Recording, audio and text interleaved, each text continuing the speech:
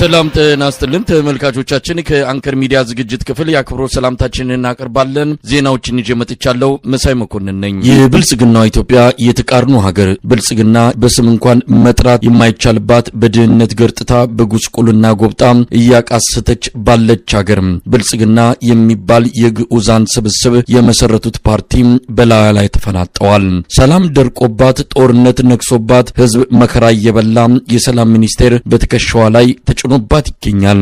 አፍ የሌለው አፈ ጉባኤም ትልቁን ያገሪቱን የስልጣን አካር የሚመራባት ሀገርም ናት ኢትዮጵያ።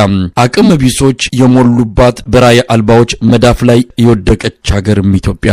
ብልጽግና ጭንቅ ጥብብ ብሎታል። አንዱ ባለስልጣን ስለ ሰላምና ውይይት ያነሳል፣ ሌላኛው ጀነራል ጽንፈኞችን ደመሰስናቸው እያለ ይፎክራል። ከአዲስ አበባ የምን ድርድር የምን ከጽንፈኛ ጋር ቁጭ ብሎ ንግግር እያለም የብልጽግናው አመራር የማይክ አንገት አንቆ ይናገራል። ከጎንደር ባለ 4 ኮከቡ ጀነራል መድረክ ላይ ወጣና እስቲ እንመካከር እንነጋገር ሲል ይማጸናል። የአማራ ክልልን ተቆጣጥረናል፣ ከጃችን የወጣ ስንዝር መሬት የለም የሚለው የብልጽግናው መንደር ቀረርቶ ከጆሮአችን ጓዳ ሳይጠፋ ሁሉ ነገር ተበላሽቷል፣ መቆም መቀመጥ ቅንጦት ሆኖብናል የሚለው ምሬት ተከታትሎም ይሰማል። ግራ የገባው ሆኗል የብልጽግናው መንደር ነገር። ምቱ ዜማውን እየቀያየረው መሆኑን የኢትዮጵያ ሕዝብ እየታዘበ ነው። የፋኖ አርጩሜ የብልጽግናው መንደር ቅኝት ከፍና ዝቅ ማድረጉን አሁን መደበቅ ከማይቻልበት ጊዜ ላይ ተደርሷል። ወገብ ዛላው ሲመታ የድርድርና የሰላም ከበሮ መደለቅ ትንሽ ፋታ ሲገኝ በእብሪትና ትዕቢት ተወጥሮ አካኪ ዘራፍ ማለት የብልጽግናው መንደር ወቅታዊ ቁመና ሆኗል። እርግጥም ሰዎቹ የማይጨበጡ ለንግግርም ለድርድርም የማይመቹ የሀገር እርግማኖች የህዝብ ጠላቶች እንደሆኑ ከምንም በላይ ማረጋገጫ ሆኖ የሚቀርብ ጉዳይ ነው። ጎንደር ላይ ብርጋዴር ጀነራሉ እንደ አልቡርሃን እንደ አልሲሲ ወታደራዊ መንግስት ኢትዮጵያ ላይ እናሰፍናለን እናንተንም ከበን እንፈጃቸዋለን እያለ ሲያስፈራራ፣ ባህር ዳር ላይ ጀነራል አበባው ታደሰ እኔም ፋኖ ነኝ ሲል ለስላሳው መንገድ መርጦ ይናገራል። አገኘው ተሻገር የተባለው የአብይ አህመድ ምንጣፍ ጎታች በ5 ደቂቃ ንግግር ውስጥ ማስፈራራትን ከልመና ቀላቅሎ እብሪትን ከትትና ቀያይጦ ሲናገር በርግጥም እንደ ባቢሎን ዘመን ያደበላለቀባቸው ምን ተአምር ምን ጉድ ነው የሚል ጥያቄ ማስነሳቱ የሚጠበቅ ነው።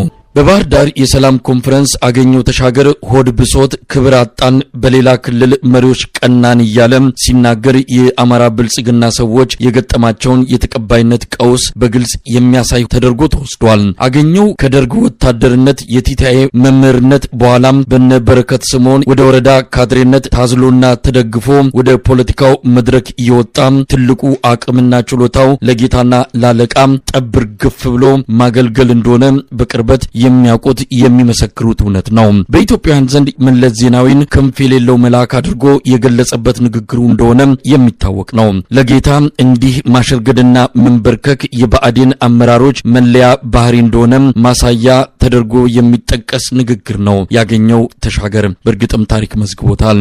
በአንድ ወቅት ኢኖቬሽን አይረካም፣ በአንድ ወቅት በተገኘ ነገር አይረካም። በየጊዜው አዳዲስ ነገር ሁሌም አዲስ ነገር ያድናል። ኒው ሁልጊዜ የተለየ የሚያደርገው እሱ ነው።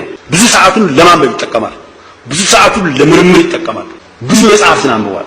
አጠቃላይ የህብረተሰብ ለውጥ ነው የሚታየው። መለስ በትንሽ ስራ በትንሽ ለውጦች የሚኩራራ መሪ አይደለም። ከሱ የምንማረው ወሳኝ ነገር ይሄ። መለስ በመንግስታዊ ስልጣን ላይ የነበረው እይታ በጣም ሳይንሳዊና ተራማጅ ነበር። ስቴት ካፕቸር የመንግስትን ስልጣን ለግል ጥቅምና ለራስ ጥቅም መኖሪያ ማድረግ ብለን አሁን በቅርቡ 2008 2009 የገመገምነው ግምገማ መለስ ፎካስ አድርጎ የጻፈው ነው። አገኘው ተሻገር ጌታ ቀየረ እንጂ እሱ አልተለወጠም። ለመለስ ዜናዊ የሳሎን ባሪያ ሆኖ ኖሯል። ለህወሓት አገልጋይ ሆኖ አማራን ሲያስበላ ከርሟል። ጌታ ቀይሮ ደግሞ ለአብይ አህመድ ምንጣፍ ጎታች ሆኖ የአገልጋይነት ሚናውን ቀጥሎበታል። ባገኘው ተሻገር መዝግበ ቃላት መሪነት ፍቺው አሽከር መሆን ማሸርገድና የገዛ ህዝብን አሳልፎ መስጠት ቢሆን እንጂ ለምን መሪ ሆኜ አልተከበርኩም ብሎ በምሬት መንተክተክ ትርጉም የሚኖረው ባልሆነ ነበር። ባህር ዳር ላይ ራሱን እንደ መሪ ቆጥሮ በተግባር ግን የኦሮሚያ ብልጽግና ጉዳይ አስፈጻሚ የአማራን ህዝብ አሳልፎ የሰጠው አገኘው ተሻገር ከህዝብ ጋር ሳይሆን ከጨቋኞች ጎን መሰለፉን እንኳን ለማወቅ ወኔ ሲያጥረው ነበር ያየነው። በእርግጥም ለእንደነ አገኘው ተሻገር አይነቱ ህዝብ መልስ ሰጥቶታል። አሽከርን አክብሮ የሚያውቅ አይደለም። የአማራም የኢትዮጵያ ህዝብ ብአዴን የአማራ ህዝብ ጠላት መሆኑ ተፈጥሯዊ ሀቅ ነው።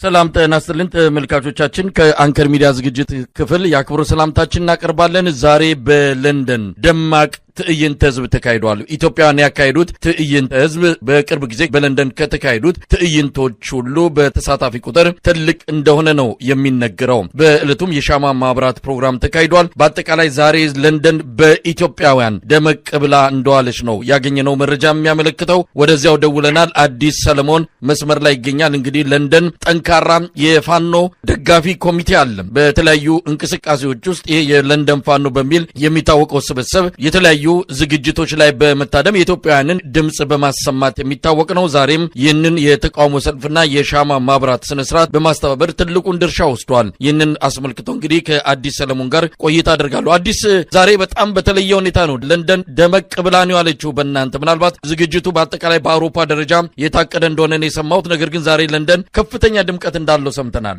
ሰላም መሳይ፣ አመሰግናለሁ። በገርም ታሪክ ለንደን ላይ ትልቁ ግዙፍ ነው ብልም ምንም እንትን የሚለው ነገር የለም እና በጣም ትልቅ ሰላማዊ ሰልፍ ነው የተካሄደው። በጣም ከሚገርመው የአማራ በዩኬ ግብረ ኃይል ያዘጋጁት ነው። ያው ለንደን ፋኖም ትልቁን ድርሻ ተወስዷል። የአማራ አንድነት ድርጅትም በዩኬ እሱም አለበት። በርሚንግሃም፣ ማንቸስተር በቃ ተገልብጦ ነው የመጣ። በ2-3 አውቶቡስ ነው የመጡት እና በጣም ትልቅ ነው። ከሚገርመው ነገር በሰላማዊ ሰልፍ የማይፈቀድ ቦታ ነው የፈቀዱልን። በተለይ የለንደን እምብርት የሆነው የገበያ ማዕከል ኦክስፎርድ ሰርከስ እና በቱሪስቱ የታወቀው ፒካዲሊ የሚባል ቦታዎች አሉ። ሶሆ የሚባል አብዛኛው የለንደን እምብርት ነው፣ ዋናው እምብርት ነው። የቢዝነስ ሴክተር ቦታ ነው። ኢን ቢሊየን የሚካሄድበት ኢን ቢሊየን ፓውንድ የሚካሄድበት የቢዝነስ ሴንተር ነው፣ ያዘጋ ነው እና በጣም ትልቅ ሰላማዊ ሰልፍ ነበር። ማአት የፖሊስ አጃቢ ነበር። በጣም ከሚገርመው መልእክቱ በተለያዩ ነጮች በሌፍሌት የተበተነው እኔ ከ5-6 ሺህ ለፍሌት በላይ ነው የተበተነው እና በጣም ትልቅ ግዙፍ የሆነ ሰላማዊ ሰልፍ ነው ያካሄድነው። ከበርሚንግሃም የመጡ ልጆች በትርኢት እንደተለመደው አገዛዝ እያደረገ ያለውን መከራና ስቃይ የሚያሳይ ትርኢት ያሳዩበት፣ ከማንቸስተር የመጡ ልጆች የጮሁበት እና ትልቅ ሰላማዊ ሰልፍ ነው የተዘጋጀው እና በእውነት ዩናይትድ ኪንግደም አማራ በጣም ነው የኮራውት።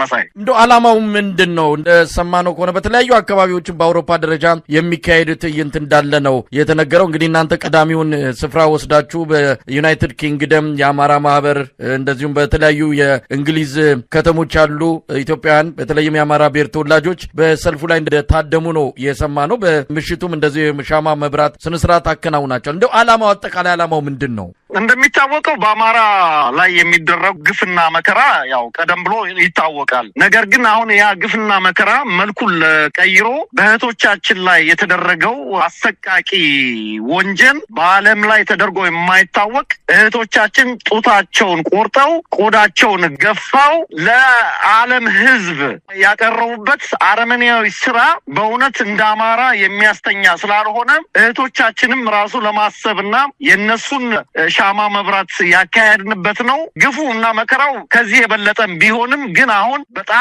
በጣም አሰቃቂ ላይ ደረጃ ላይ ስለደረሰ